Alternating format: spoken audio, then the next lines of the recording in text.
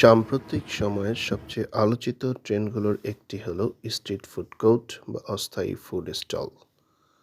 নগরের ব্যস্ত জীবনে চাকরির পাশাপাশি অতিরিক্ত আয়ের উৎস খুঁজে নেওয়া এখন অনেক তরুণের বাস্তব প্রয়োজনে পরিণত হয়েছে। সিডি স্টোর বাজারেও তেমনি দেখা গেছে দুই উদ্যমী তরুণের অনন্য উদ্যোগ, যা স্থানীয়দের চোখে প্রশংসা কুড়িয়েছে।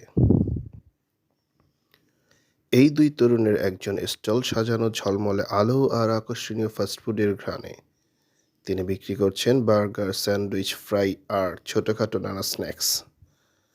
চাকরির ফাঁকে সময় বের করে প্রতি সন্ধ্যায় তিনি স্টল খুলে দাঁড়ান বাজারের কোণে। তরুণটির ভাষায়, চাকরি তো আছেই, কিন্তু নিজের কিছু করা এটাই ছিল মূল স্বপ্ন। ফাস্টফুড অনেকের পছন্দ, তাই শুরুটা এখান থেকেই। তার খাবারের পরিমাণ ও মূল্য সাধারণ মানুষের নাগালের মধ্যে থাকায় অল্প সময়েই কাস্টমার পেয়েছেন তিনি। যতটুকু ভাই আলহামদুলিল্লাহ, এটাকে আমি সুখী আছি, অনেক ভালো আছি।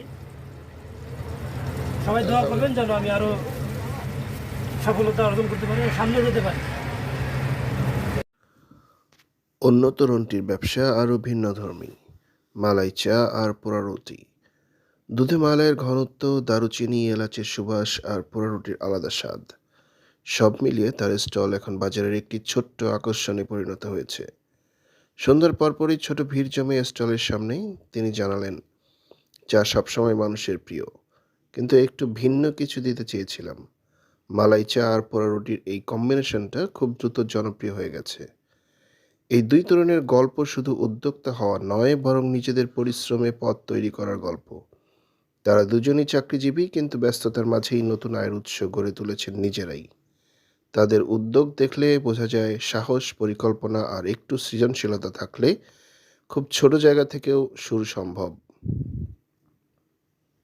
সিডি স্টোর বাজারের পথচারীরা বলছেন, এই দুই তরুণ উদ্যোক্তার উপস্থিতি বাজারকে আরও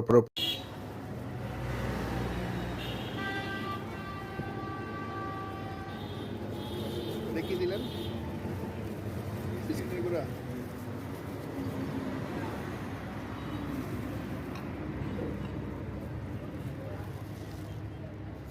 চায়ের ফ্লেভারটা অনেক চমৎকার, দেখেই বোঝা যাচ্ছে অনেক আকর্ষণীয় এবং সুস্বাদু।